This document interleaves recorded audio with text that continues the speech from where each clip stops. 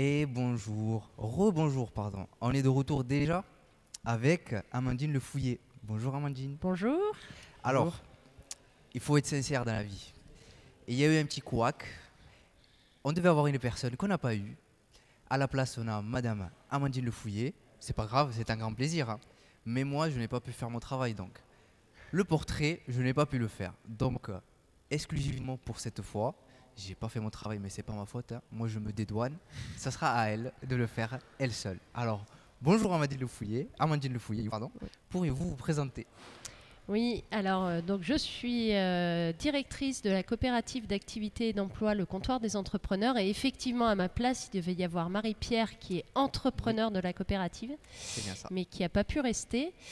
Donc je suis directrice de cette coopérative qui est en fait une entreprise partagée entre plusieurs entrepreneurs qui décident de développer une activité qui peut être dans différents domaines. On a des personnes qui travaillent dans le bâtiment, des personnes qui travaillent dans le conseil, la formation, la création de bijoux, le bien-être, et qui, au lieu de développer de façon indépendante seule leur activité, viennent rejoindre un collectif d'entrepreneurs pour bénéficier d'un réseau et de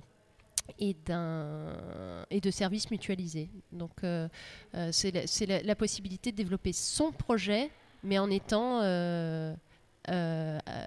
dans un collectif avec d'autres personnes avec qui échanger, travailler. Et, voilà. Et c'est le cas de Marie-Pierre qui devait être là. Donc voilà, moi je gère la structure. Bon. Ça permet de réduire des coûts, mais surtout du temps. Ça permet à l'entrepreneur de se concentrer sur son projet et de ne pas être envahi par toute la dimension administrative, comptable, qui effraie souvent des personnes qui souhaitent se lancer, qui les freine même souvent. Parce elles ont un savoir-faire, elles connaissent leur métier. Quelqu'un qui est électricien sait gérer de l'électricité, pour autant il n'est pas comptable, il n'est pas, et c'est pas le roi de la paperasse. Donc là, on va le faire pour lui. Et puis ça apporte d'autres choses, mais j'aurai peut-être l'occasion d'en parler Bien sûr. avec les questions. Alors, est-ce que vous pouvez nous dire un peu plus sur vous, mais c'est-à-dire comment vous êtes arrivée à être directrice du comptoir des entrepreneurs? C'est quoi votre expérience préalable? On peut parler de la formation Ouais, scolaire, de ouais, l'expérience pro. Je vous laisse gérer là-dessus. d'accord. De quoi est-ce que vous avez envie de Alors un parler? peu mon parcours. Alors moi j'ai déjà pas mal d'années derrière moi. J'ai fait mes études il y a longtemps et j'étais pas du tout vouée à faire ce que je fais aujourd'hui. J'ai fait des études de gestion, de comptabilité. Et j'ai commencé par être contrôleur de gestion. C'est-à-dire que je faisais de l'analyse financière dans des Mhm. grosses entreprises. J'étais en région parisienne, à Paris même. Et je faisais de l'analyse financière, de la gestion financière. J'ai fait ça pendant plus de 10 ans. C'était bien, je gagnais bien ma vie, mais je m'ennuyais. Voilà, je m'ennuyais. C'était pas le métier que j'avais envie de faire parce que moi j'avais envie de travailler avec les gens, d'être proche des gens. J'étais très investie dans l'associatif à l'époque. Et je suis venue vivre dans le sud de la France donc il y a 13 ans et j'ai profité de cet abandon forcé de mon activité professionnelle pour me reconvertir. J'ai fait une formation ici à Montpellier pour être en poste de direction dans des entreprises de l'économie sociale et solidaire. Les entreprises de l'économie sociale et solidaire sont les associations, les coopératives, Mhm. les mutuelles. Enfin voilà, ce sont des entreprises dans lesquelles l'humain est central. Tant dans l'attention qui est portée aux bénéficiaires des associations. Ici, vous en connaissez bien, vous en avez vu plein passer aujourd'hui. C'est sûr. L'Arche en est Oui, oui, une. oui. Voilà, ce qui compte, c'est le bénéficiaire, mais c'est aussi la façon dont est dirigée l'association par des administrateurs qui sont bénévoles, qui ont tous un avis à donner de façon équitable et égale dans le fonctionnement de l'association, dans le fonctionnement de la coopérative. Et ça, c'était essentiel pour moi, donc j'ai fait cette formation. Et il y a un peu plus de 10 ans maintenant, j'ai créé la Ruche Associative. Vous avez peut-être vu aussi la Ruche Associative. C'est une structure d'appui à Mhm. la vie associative. Avec une petite équipe, on a monté ce projet-là, qui est une association qui accompagne les associations. Peut-être que vous la verrez. Et puis bah là, bah, mon parcours professionnel a trouvé tout son sens. C'est-à-dire que j'avais des compétences de contrôleur de gestion que j'utilisais et que je mettais au service d'un projet qui était au service de l'humain et géré de façon très différente que ce que j'avais pu connaître avant, avec des hiérarchies terribles dans des grosses entreprises. Et voilà, donc ça a pris tout son sens. Et puis il y a 6 ans, j'ai arrêté mon activité à La Ruche pour des raisons personnelles. Je devais déménager, puis finalement j'ai pas déménagé, je suis restée là et on m'a confié les clés du comptoir des entrepreneurs pour développer cette coopérative qui a été créée sur le territoire en 2017. Voilà. D'accord. Et faire partie du comptoir des entrepreneurs, il y en a des avantages et il y en a beaucoup. Est-ce que vous pouvez en citer quelques-uns? Et surtout, c'est pour ça il y a la question, est-ce qu'il y a des inconvénients? Et est-ce que vous pouvez les citer? Ça, je sais que c'est un peu compliqué. Il faut être très objectif, c'est vrai. Mais est-ce qu'il y en a? Alors, faire partie pour un entrepreneur qui souhaite développer son activité, faire partie du comptoir, c'est donc, je le disais, intégrer un réseau. Donc, c'est ne pas être seul. Être accompagné par une équipe qui est là pour accompagner les entrepreneurs dans le développement de leurs projets. Donc c'est une fois de plus ne pas être seul et être accompagné de personnes qui ont une expertise dans la création d'entreprises. Une fois que le projet commence à se développer, c'est aussi la possibilité de devenir salarié de la coopérative grâce à son activité d'entrepreneur. C'est-à-dire que l'entrepreneur va faire du chiffre d'affaires et il va pouvoir se transformer ce chiffre d'affaires en salaire et être salarié et avoir la protection sociale du salarié, ce qui n'est pas une protection sociale accessible aux chefs d'entreprise. Droit au chômage, cotisation retraite, droit à la sécurité sociale. Donc c'est être salarié, autonome, développer son projet, ce qui lui tient à cœur, dans un cadre sécurisé avec la protection sociale du salarié.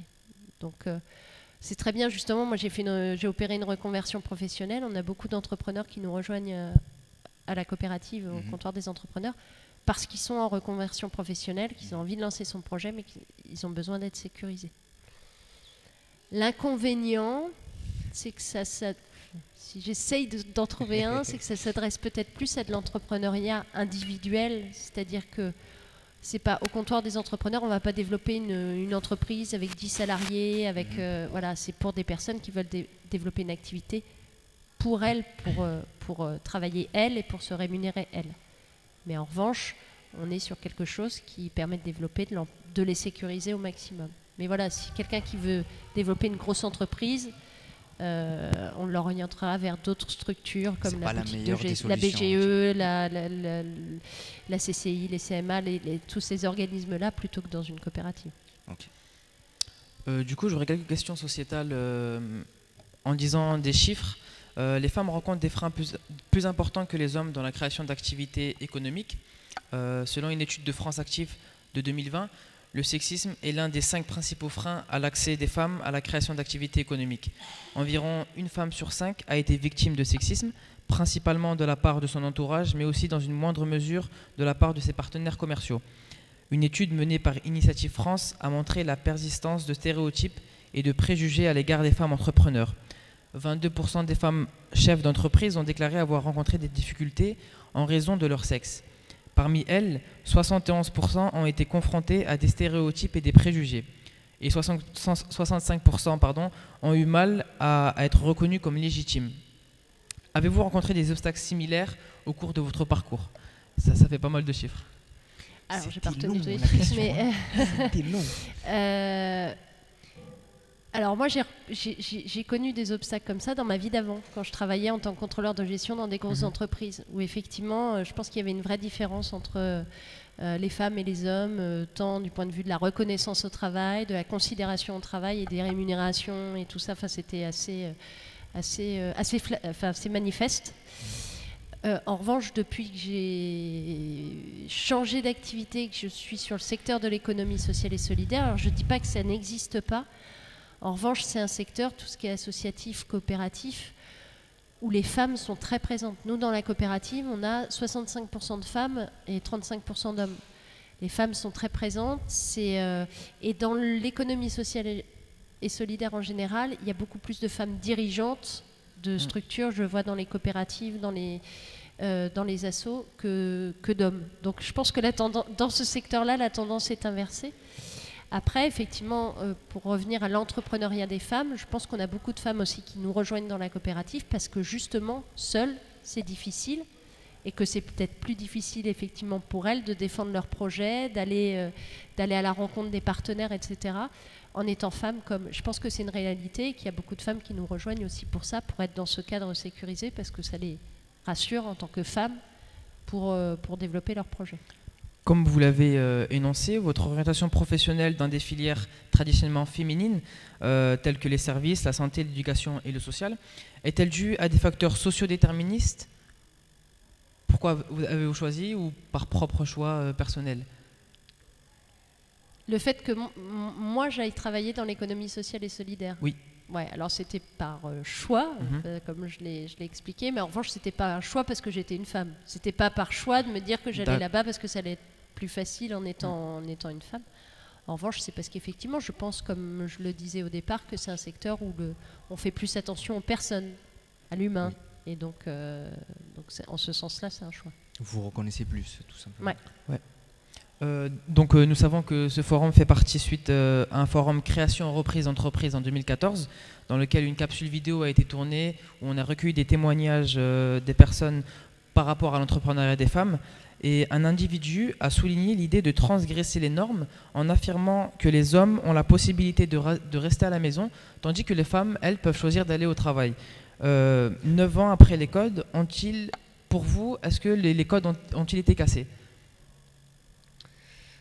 J'ai pas l'impression qu'autour de moi il y ait beaucoup d'hommes au foyer et qui laissent leurs femmes aller travailler, qui restent au foyer, mais je pense que c'est aussi beaucoup une question économique.